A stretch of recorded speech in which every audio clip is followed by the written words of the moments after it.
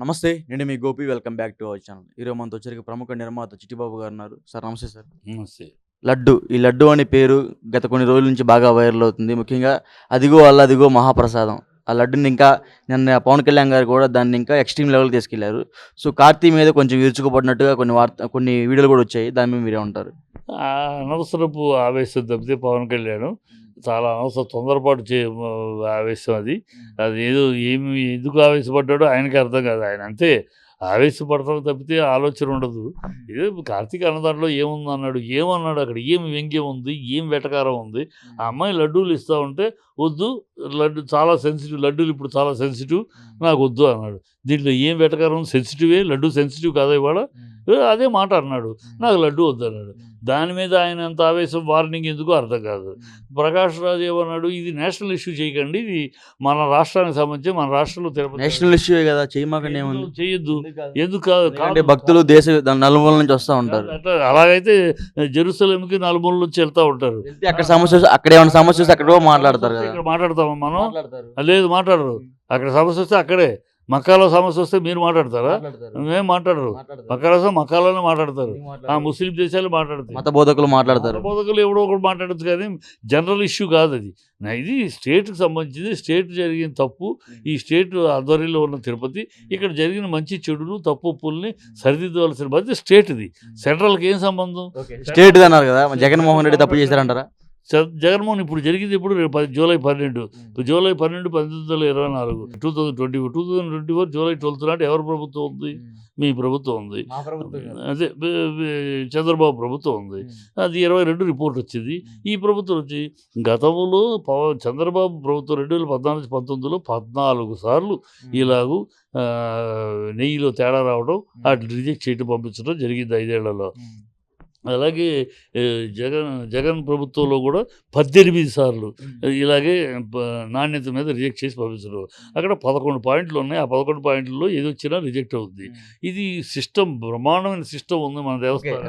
రాజకీయంగా జగన్ సర్వనాశనం చేయాలని ఈ కుట్ర పన్నారంటారా? జగన్ సర్వనాశనం వీళ్ళ మొహం వద్దులే, కానీ రాజకీయంగా ఎస్కేప్, డైవర్ట్ పాలిటిక్స్. ఇవాళ రాజకీయంగా ఆంధ్ర రాష్ట్రంలో పసిబిడ్డ బాలాది చంద్రబాబు నిలదీస్తున్నారు. మీ 6 ఇది ఎక్కడ, మీరన్న ఇంట్లో ఎంతమంది ఉంటే అంతమందికి 15,000 చదువుకునే వాళ్ళకని చెప్పిన మాట అబద్ధం, పచ్చి అబద్ధం ఆడారు. సిలిండర్లు ఇస్తారన్నారు, అది కుదరదని ఇప్పుడు అన్నారు, పచ్చి అబద్ధం ఆడారు అని చెప్పలేదు. ఇంకా 1 సంవత్సరం కమిటీ చెప్తా అన్నారు. ఆ మాట ఎలక్షన్ ముందు చెప్పలా. ఎలక్షన్ ముందు అప్పుడు ఏమన్నా, ఎలక్షన్ అయినా మరునాడు నెక్స్ట్ మంత్ నుంచే మొత్తం జగన్మోహన్ రెడ్డి అయిపోయాడు. సిగ్గు ఉండాలి మాట్లాడడానికి. ఎన్నికలప్పుడు తెలీదా? సిగ్గు సెర ఉండాలి. ఏదైనా మాట్లాడేటప్పుడు ఒక పద్ధతిలో మాట్లాడాలి. నీవు ఎన్నికలప్పుడు తెలీదా? ఎన్నికలప్పుడు ఖజానా పరిస్థితి తెలీదా? 40 ఏళ్ళు ఇది ఏడవనా రాజకీయం? 14 ఏళ్ళు సీఎంగా చేయడం ఏడవనా? ఆ మొండమం మాట్లాడేందుకు ఇప్పుడు సీఎంగా చేసేది తెలీదా ఏముందని? 5 ఏళ్ళు సీఎం చేసి మొత్తం అయిపోయాడు జగన్మోహన్ రెడ్డి గారు. ఏమైపోతాడు? పిచ్చి అబద్ధాలు. నువ్వు వెళ్ళేటప్పుడు నువ్వేం చేసావు? 2,62,62,000 కోట్లు అప్పు పెట్టి వెళ్ళావు. ఇవాళ అతను ఇంకో 1,70,000 కోట్లు పెంచాడు అప్పు. అది నీకన్నా నువ్వు 2,62,000 కోట్లు, అతను 1,70,000 కోట్లు అప్పు. దాంతో 4 లక్షల చిల్లర అప్పు అయింది. ఏమి జరిగిందని ఊనే చేతకాక ఆడలేక రోడ్డు వంకర అన్నట్టు. సార్ రీసెంట్గా మనం చూసుకుంటాం, దౌర్భాగ్యంగా అతను అబద్ధాలు చెప్పేశాడు, జనాలకు అబద్ధాల హామీలు ఇచ్చేశాడు.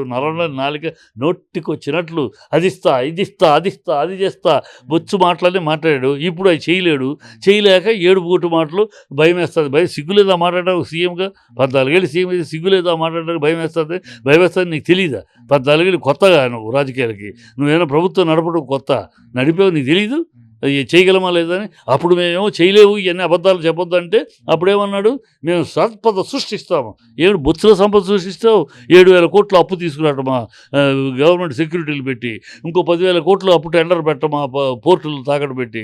ఇదే నువ్వు సృష్టించేది. ఇంకోళ్ళు అప్పు చేస్తేనేమో దవడాతి కోరుతనం, నువ్వు అప్పు చేస్తేనేమో గొప్పతనము. ఇది నువ్వు చేస్తే సంసారం, ఇంకోళ్ళు చేస్తే బుద్ధి లేని మాట, బుద్ధిహీనమైన రాజకీయం చేస్తూ ఆయన మాట్లాడతాడు. ఇవాళ డైవర్షన్ పాలిటిక్స్ తప్పితే ఇంకోటి లేదు ఇక్కడ. అక్కడ జరిగింది ఏదైనా ఉంటే వాళ్ళని శిక్షించు, ఇమ్మీడియట్గా యాక్షన్ తీసుకో. 2010 వాళ్ళ హయాంలో 18 సార్లు తిరిగి అసలు ఏఆర్ ఫుడ్స్ ఏఆర్ ఫుడ్స్ 2019 నుంచి 2024 ఏప్రిల్ దాకా వాళ్ళు సప్లై చేసిన దాఖలాలు లేవు. వాళ్ళు బిడ్డింగ్లో లేవు. దాఖలాలు ఉన్నాయి. వైఎస్ సుబ్బారెడ్డి గారే దీనికి కాంట్రాక్టర్ వ్యవహరించారంట. దాదాపు 1300 కోట్ల రూపాయల ట్రాన్సాక్షన్ జరిగినాయంట. ఎప్పుడు జరిగింది అది? వీళ్ళ ఈ 2019 కాదు, వీళ్ళు ఏప్రిల్లో టెండర్ వేశారు. ఏప్రిల్లో టెండర్ వేసినప్పుడు ఇప్పుడు జూలైలో వచ్చింది ఇది. ఈ టెండర్ ఏప్రిల్లో జరిగింది, వీళ్ళ ప్రభుత్వం కాదు, చంద్రబాబు ప్రభుత్వం కాదు. లాస్ట్ ఇయర్ ఏప్రిల్లో జరిగింది. ఇప్పుడు వస్తుందా నెయ్యి? బుద్ధిందా మాట్లాడటానికి? నెయ్యి ఎప్పటికప్పుడు వస్తూ ఉంటుంది, సంవత్సరాల ముందు రాదు. 2012లో ఎప్పటి నుంచో జరుగుతుంది ఇలా వ్యవహారం. ఎప్పటి నుంచి జరుగుతుంది? ఒక్కటి ఆధారం చెప్పాలి కదా. ఉన్నాయి, అందుకని సిబిఐకి ఎంక్వైరీ చేయమన్నాం కదా. బుద్ధి లేకుండా ఎప్పటి నుంచి దేవుణ్ణి కూడా వాడుకుంటా నీచ నికృష్టమైన రాజకీయం. దేవుణ్ణి కూడా ఏ ఆధారాలు లేవు. సిబిఐకి ఏమంటే కాదు దేవుడి విషయంలో అని మళ్ళీ పక్కన మాటలు మాట్లాడతాడు. చెయ్యి, దమ్ముంటే సిబిఐకి. సిబిఐ తెలుస్తుంది మొత్తం, నీ బండారంతో బయటపడుతుంది. బండారం దేవుణ్ణి కూడా వాడేసుకుని రాజకీయాల కోసం ఎవరైనా వాడేసుకుంటారు. నీచ నికృష్ట భ్రష్ట రాజకీయాలు, దౌర్భాగ్య రాజకీయాలు చేస్తారు చంద్రబాబు. ఓకే పవన్ కళ్యాణ్ ఇంతకన్నా నీచమైన రాజకీయం ఎవరు చేయరు ప్రపంచంలో, చంద్రబాబు తప్ప. Okay continue. ఇంకోటి చెప్తా. నిన్న పవన్ కళ్యాణ్ గారు ఏదైతే దుర్గమ్మ గుడి దగ్గర బండ్ల మొత్తం ఊడ్ చేసి బండ్లు కడిగాడు, సోషల్ మీడియాలో ఆయన మీద బాగా ట్రోల్ జరుగుతుంది. ఆయన పనివాడ లేకపోతే డిప్యూటీ సీఎం అంటున్నారు, దానికి మీరు ఏమంటారు? ఏం లేదు, అవన్నీ తర్వాత వాడు పనివాడ. ఈ నాటకాలు, ఈ థియేట్రిక్స్ అనవసరం. నిజంగా పవన్ కళ్యాణ్ ఇవ్వలేదు సనాతన ధర్మం ఇవాళ మాట్లాడుతున్నాడు. ఇదే పవన్ కళ్యాణ్ నోరు హిందువులను తిట్టింది. హిందువులే అసలు ఈ సామరస్యాన్ని చెడగొడుతున్నారు, మత ఘర్షణలకు హిందువులే కారణం. ఈ నోరే తిట్టింది హిందువుల్ని.